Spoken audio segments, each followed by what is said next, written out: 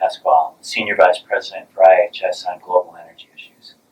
The geopolitics of global energy has never become more challenging, more complicated than it is today, and it's having a profound effect on global energy markets.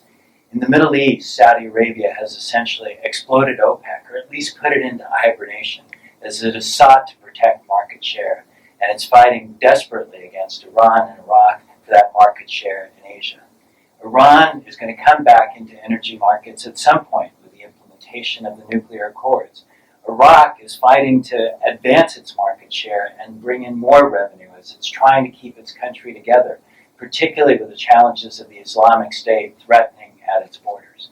All of these factors have had a huge impact on putting additional supplies into the marketplace. In Russia, we see a similar kind of trend for different reasons.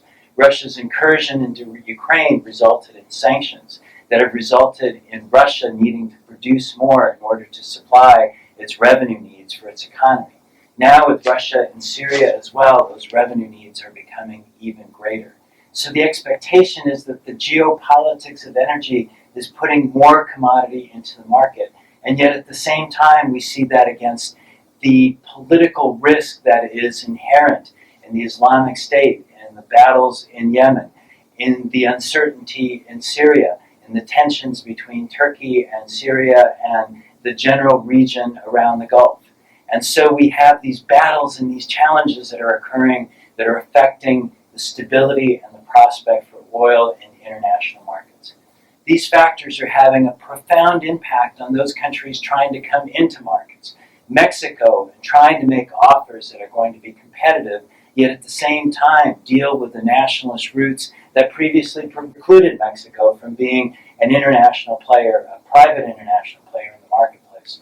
Brazil and Venezuela in different ways have been fighting the stigma of corruption and the roots of corruption in their energy markets. Colombia seeking to deal with a peace accord that will bring investors back into its marketplace.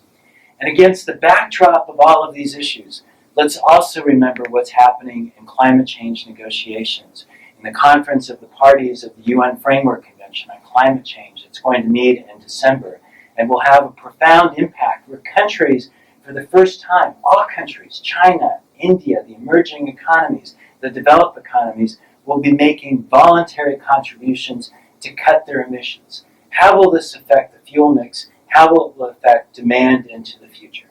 These sets of issues are going to be the underlying political, economic, and commercial factors that will be in the backdrop as we come into CERAWeek 2016.